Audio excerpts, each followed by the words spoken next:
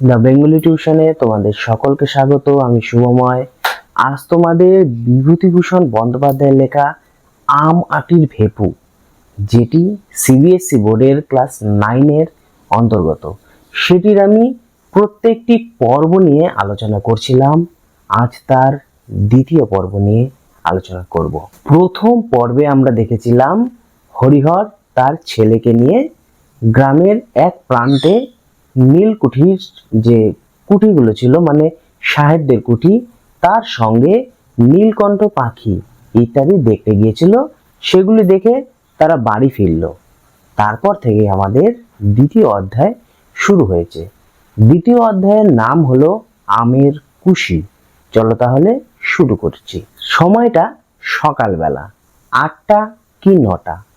হরিহর পুত্র অপু একা একা বসে রোয়াকে পড়াশোনা করছিল সকালবেলা। এমন সময় তার দিদি দুর্গা কাঁঠাল তলায় এসে অপুকে ডাক দিতে শুরু করলো, অপু অপু এভাবে। আসলে অপুর দিদি দুর্গা অনেকক্ষণ বাড়ি ছিল না। সে সকালবেলা উঠে পাড়াতে চলে গিয়েছিল এবং সে যখন ফিরে এলো তখন তার স্বরের মধ্যে, মানে তার আওয়াজে একটু ভয় মিশ্রিত একটা ভাব ছিল। দুর্গার বয়স 10-11 বছর। গড়ন একটু পাতলা, অপুর মতো অতটা ফর্সা নয়, রং শ্যামবর্ণ। হাতে তার কাচের চুড়ি, পরনে ময়লা কাপড়, চুলগুলো তার রুক্ষ শুষ্ক, বাতাসে সেগুলি দুলছিল। তবে মুখের গড়ন অতটাও মন্দ নয়, চোখগুলো বেশ ডাগর ডোগর। তবে এটা বলা যায় তার ভাই অপু দুর্গার থেকে দেখতে বেশি সুন্দর। দুর্গা অপুর মতো দেখতে অতটা ভালো না। দুর্গা যখন অপুকে ডাকলো, অপু পড়া বাদ দিয়ে, মানে রোয়াক থেকে নেমে দুর্গার কাছে গেল, গিয়ে বলল, কি হয়েছে দিদি, ডাকছো কেন? তখন সে দেখতে পেল দুর্গার হাতে একটি নারকেলের মালা, মানে নারকেলের যে খোলইগুলা হয় সেগুলি, তার মধ্যে কিছু কাঁচা আম রয়েছে। এবং দুর্গা তার ভাইকে জিজ্ঞাসা করলো যে মা কি স্নানঘাট থেকে, মানে পুকুর পাড় থেকে বাড়িতে এসেছে? অপু ঘাড় নেড়ে যখন না করলো যে না আসেনি, তখন দুর্গা অপুকে বলল, তাড়াতাড়ি রান্নাঘরে যা, গিয়ে একটু নুন এবং একটু তেল নিয়ে আয়, আমের কুশিগুলো মাখাবো, মানে আম মাখা করবে। অপু যখন জিজ্ঞেস করলো, দিদি তুই আমগুলো কোথায় পেলি রে? দুর্গা তখন জানায়, ওই পটলিদের বাগানে সিঁদুর কৌটো গাছের নিচে, মানে এগুলো ছিল সিঁদুর কৌটো আম, সেগুলো সে কুড়িয়ে নিয়ে এসেছে। তাই দেরি না করে তাড়াতাড়ি নুন এবং তেল নিয়ে আসতে বলে। যেহেতু অপুর এবং দুর্গার কাপড় ছিল বাসি, মানে সকালবেলা তো, আর তারা একটু গরিবও ছিল, মানে একটু না ভীষণ গরিব ছিল, যার ফলে তাদের অনেক কাপড় তো ছিলই না, একটি তারা বারবার ব্যবহার করত। তাদের কাপড় ছিল মানে বাসি, তাই সে ভয় করছিল যে যাই যদি রান্নাঘরের আমি ওগুলো ধরে ফেলি তাহলে তো সেগুলি বাসি হয়ে যাবে, মানে সেগুলি তার মা যদি দেখে ফেলে যে তারা ওই হাতে ওই কাপড়ে তেল এবং নুন ধরেছে, মা এসে বকা দেবে।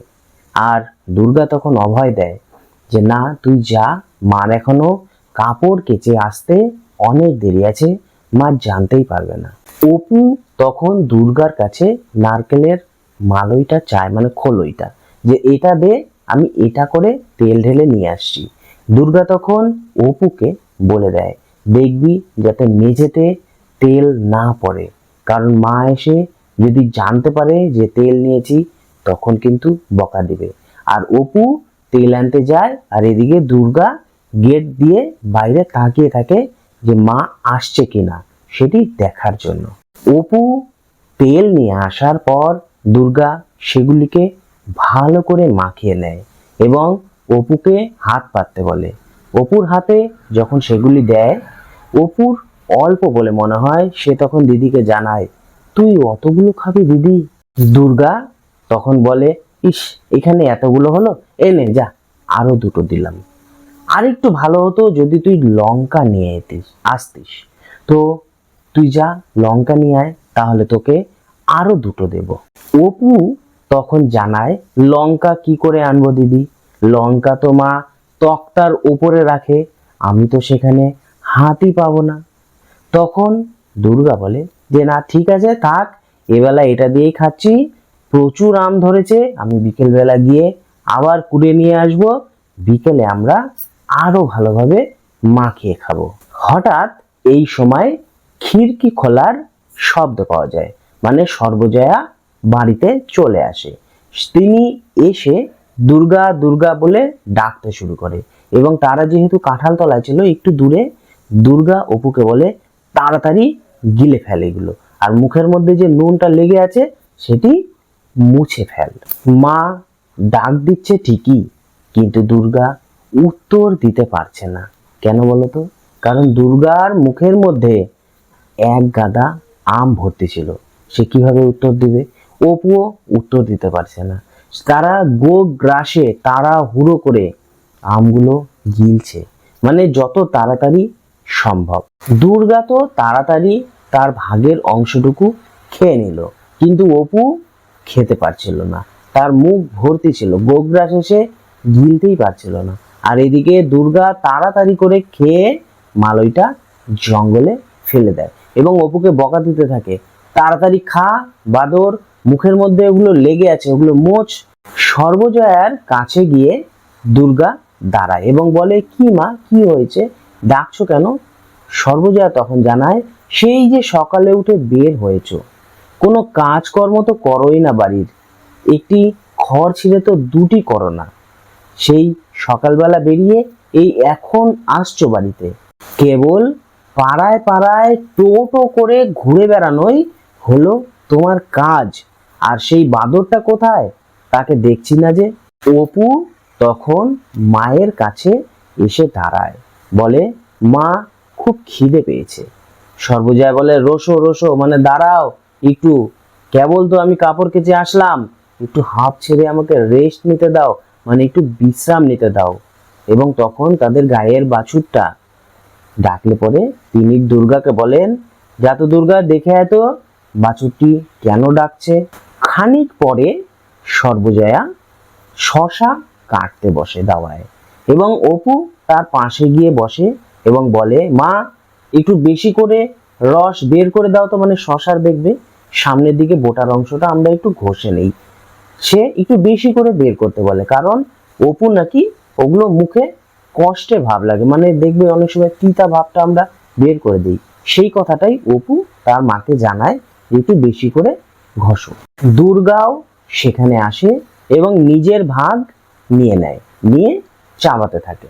অপুও নিজের ভাগ নিয়ে খেতে থাকে এবং খেতে খেতে হঠাৎ বলে ফেলে, ইস, খাওয়া যাচ্ছে না, দাঁতটা তো ভীষণ টক হয়ে গেছে। হঠাৎ সে দুর্গার মুখের দিকে তাকায় বলতে বলতে, এবং দুর্গা যখন বড় বড় চোখ করে তাকায়, সে অর্ধেক কথা বলেই কথাটা বন্ধ করে দেয়। যেহেতু অপু অর্ধেক কথা বলে ফেলেছিল যে আম খেয়ে দাঁত টকে গেছে, সর্বজয়া কথাটি ধরে ফেলে এবং বলল, আম কোথায় পেলি?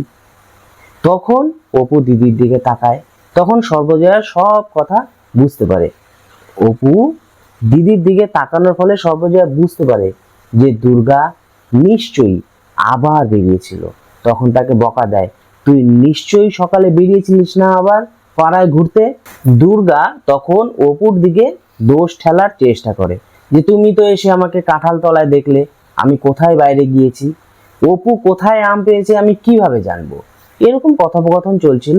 হঠাৎ স্বর্ণ গোয়ালিনী তাদের বাড়িতে চলে আসায়, মানে তিনি দুধ দুধ দোয়ায়, মানে স্বর্ণ গোয়ালিনী হচ্ছে দুধ দোয়ানোর ব্যক্তিটির নাম, মানে সেই স্বর্ণ গোয়ালিনী চলে আসায় সেই কথাটি তখন ধামাচাপা পড়ে যায়। মা তখন দুর্গাকে বলে, যা বাছুরটা ধরগে, কমলে বাছুর, এত বেলা করে এলে হয় নাকি, না খেয়ে কতক্ষণ থাকবে বাছুরটে, এত দেরি করে এলে হয় নাকি, কতক্ষণ বাছুরটি বাঁধা থাকবে, তার তো খিদে পায় নাকি। দিদির পেছন পেছন অপুও যায় দুধ দোয়ানো দেখতে, এবং অপু যখন একটু আড়াল হয় মায়ের কাছ থেকে, দুর্গা তার পিঠে একটা কিল মারে, বলে, লক্ষ্মী ছাড়া বাদর, মুখে কিছু আটকায় না তাই না? পরে মুখ ভাঙিয়ে বলে, দাঁত টকে গেছে তাই না? তোকে আর কোনোদিনও আমি আম এনে খাওয়াবই না।